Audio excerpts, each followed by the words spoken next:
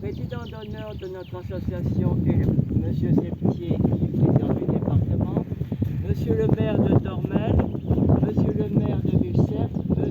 l'adjoint de Dormel et Jean-Louis Binachon, qui est le porte-drapeau de notre association et le plus jeune membre de notre association.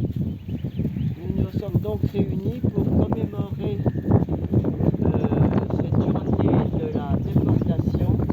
Je vais vous lire le discours rédigé par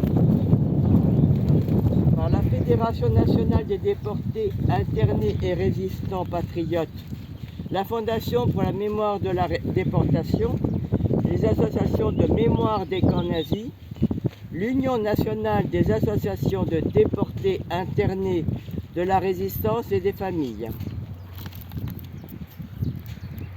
76 ans après le retour des derniers déportés libérés, le souvenir de la déportation demeure dans notre mémoire collective et ne doit pas s'effacer.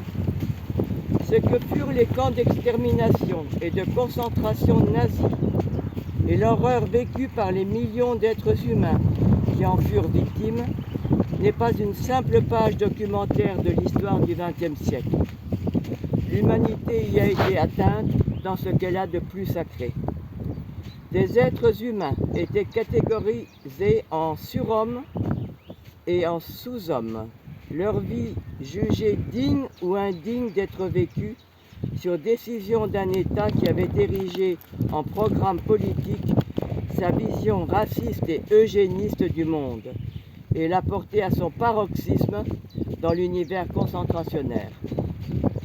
Des hommes, des femmes et des enfants ont été envoyés dans des centres d'extermination ou dans des camps de mort lente par un système qui niait leur appartenance à l'espèce humaine et s'employait à leur faire perdre conscience de leur propre humanité.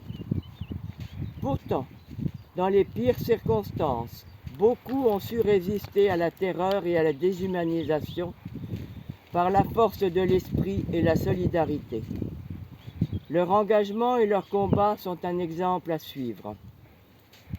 Il nous faut aujourd'hui encore résister à de nouvelles formes de fanatisme et de barbarie qui entendent promouvoir une vision raciste de l'humanité et détruire la liberté et la démocratie par la terreur. De nouvelles menaces nous rappellent la communauté de destin qui unit l'humanité au-delà des différences culturelles, ethniques ou religieuses et des antagonismes idéologiques, politiques ou économiques. Face à ces périls, l'espoir réside dans l'engagement de tous, et en particulier des jeunes générations, à l'exemple des déportés, au service de la liberté et vers des nouvelles formes de résistance et de solidarité.